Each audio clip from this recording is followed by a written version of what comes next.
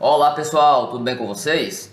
Essa aula faremos o fechamento de todo o conjunto do esqueleto axial, o qual já vimos nas aulas passadas, que foram o crânio, a mandíbula, as vértebras cervicais, vértebras torácicas, lombares, o osso sacro, as vértebras caudais ou coxígeas, e agora vamos fechar com o estudo das costelas e do externo, que são estruturas que fazem o fechamento do tórax, a parte cranial do tronco do animal. Então a gente vai começar a nossa aula observando os acidentes ósseos e particularidades das costelas dos animais.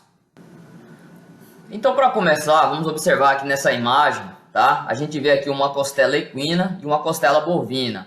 Então, para a gente falar das costelas, a gente tem que lembrar que vão ter particularidades de acordo com cada espécie animal. Como a gente já vê aqui no tamanho, nessa extremidade, a gente vê que a costela bovina ela é um tanto quanto mais larga do que uma costela equina. E é assim também no caso dos carnívoros, de cães e gatos e outros animais. Enfim, então a gente sempre vai ver essa questão de extremidade, de largura, nas diferentes espécies. Cada espécie vai ter a sua especificidade, tá certo? E falar um pouquinho da classificação das costelas, podemos observar que são ossos um tanto quanto compridos, mas eles não são ossos longos, como o fêmur e o húmero, que possuem epífise e diáfise. Lembra? Epífise proximal, epífise distal, diáfise. Aqui, esses ossos não são longos, mas as costelas são ossos alongados, tá certo, pessoal? São levemente encurvados e o seu formato é proposital para formar as paredes laterais do tórax, ok? E vale lembrar que o número de costelas vai sempre ter que ser multiplicado por 2, tá? Porque como nós, nos humanos, e também nós seres humanos, e os animais, temos costelas dos dois lados do nosso tórax. Então, se eu tenho um determinado número de costelas de um lado, do outro também. Então, vamos lembrar, recapitular o que a gente já viu das vértebras e de outras aulas passadas, na parte da osteologia que a gente já viu. A gente viu que os ruminantes carnívoros possuem 13 pares de costelas, As vacas, os búfalos, os caprinos, os ovinos, os cães possuem 13 pares de costelas, enquanto que os equinos possuem 18 pares de costelas. E aí a gente multiplica por 2, 13 vezes 2, 26 costelas. 18 vezes 2, 36 costelas. E isso aí a gente observa, então, que é o número de costelas que esses animais têm. Tá certo, pessoal? Geralmente, o número de pares de costela também vai corresponder ao número de vértebras torácicas para cada espécie animal, tá certo? Então, dependendo do número de costelas, de pares de costelas que tem, também tem o mesmo número de vértebras torácicas, tá bom? O que mais que a gente pode falar aqui? As costelas, então a gente observa nessa imagem, ela possui duas extremidades. A extremidade dorsal e a extremidade ventral, que ela é também chamada de extremidade external, porque ela fica em conexão com o externo, tá certo, pessoal? Então, nessa região aqui, a gente observando aqui na imagem, essa parte aqui é onde é a extremidade external, tá? É a extremidade mais ventral, é onde vai ter ali também a parte da cartilagem costal, tá? Então, nessa extremidade external tem a cartilagem costal. Então, uma cartilagem no finzinho da costela, cartilagem costal. Para ficar fácil de entender, estou falando de costela, lembra de costo, Então, cartilagem costal é aqui na extremidade da costela, tá certo? Então, você consegue fixar melhor assim, tá? Isso quando a gente está falando só da costela. Agora, quando ela já está articulada junto ao externo, a gente vai chamar dessa junção da costela com o externo, junção, costo de costela, condral do externo, porque tem muita cartilagem no externo, tá? Junção, costo ou condral.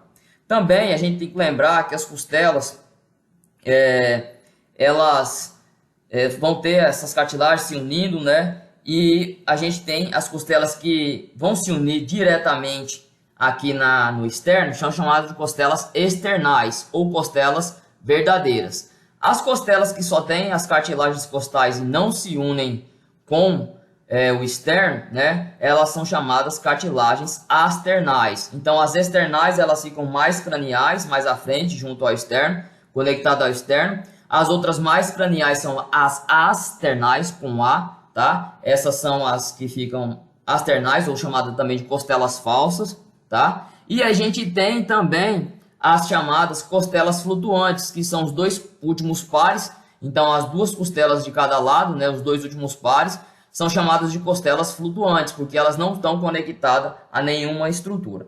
Tá certo, pessoal? Aproveitar na imagem aqui, a gente vê também, saindo da extremidade external, da parte mais ventral, e correndo em direção à parte dorsal, a gente vê esse meio da costela, é chamado de corpo da costela, tá? E essa extremidade mais acima ali, perto da região dorsal, onde tem uma parte de mais sucada, né? Mais valada, onde a gente vê essa eminência ali, a gente chama de sulco costal, tá?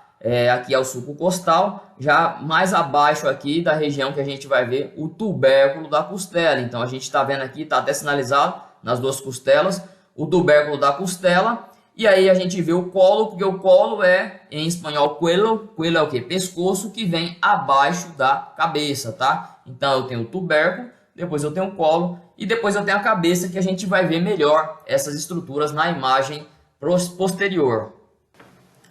Então aqui, pessoal, a gente vai ver a cabeça da costela, né? Que é a região, lembra que essas estruturas estão na extremidade dorsal da costela, elas vão se articular com a vértebra torácica.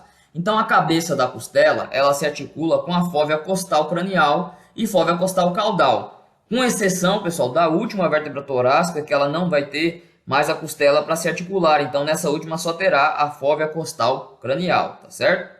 O colo, a gente já viu que fica abaixo da costela, né? O cuello, o pescoço, tá? Só para lembrar, o colo fica abaixo da costela. E o tubérculo da costela, que ele também vai se articular com outra estrutura da vértebra torácica, que é a fóvea costal do processo transverso, tá ok?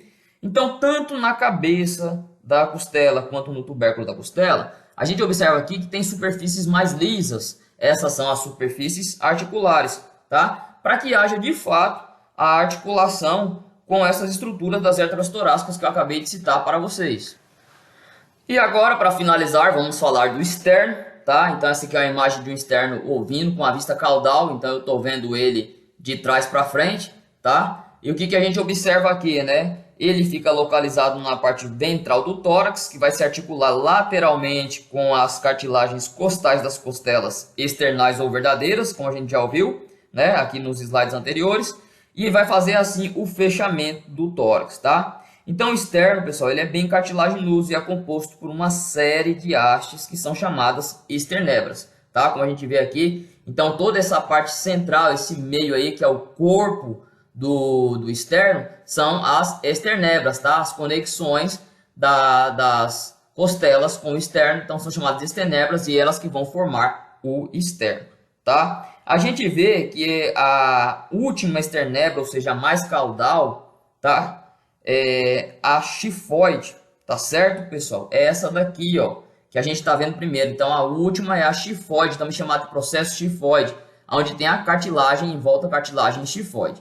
E a esternebra mais cranial, a que fica mais à frente, ela é chamada de manúbrio. Então, a gente está vendo aqui na imagem a cartilagem do manúbrio que fica em volta dela. Tá bom? Então, ali, para não esquecer, aqui fica mais cranial é a manúbrio, aqui fica mais caudal é a xifoide. E vou trazer aqui para vocês uma aplicação clínica, né, na prática, quando vocês forem fazer abdominocentese para coleta de líquido abdominal, líquido peritoneal, nos casos de ascite ou suspeita de algum distúrbio gastrointestinal. Isso ocorre muito em ruminantes. Eu trabalhei com isso no doutorado, fiz bastante abdominocentese.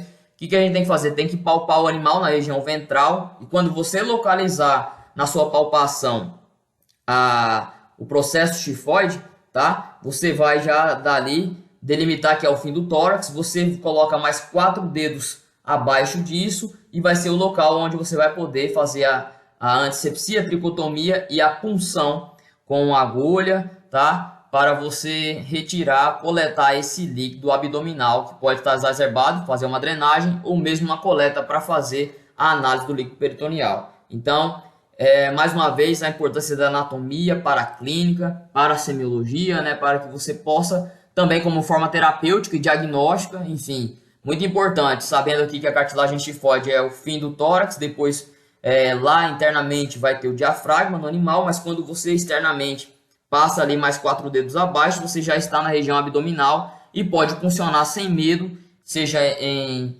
bovinos, em equinos, em pequenos ruminantes, que você não vai pegar nenhuma alça, nenhuma víscera intestinal. E se tiver líquido sobressalente, você consegue coletar tranquilamente, beleza?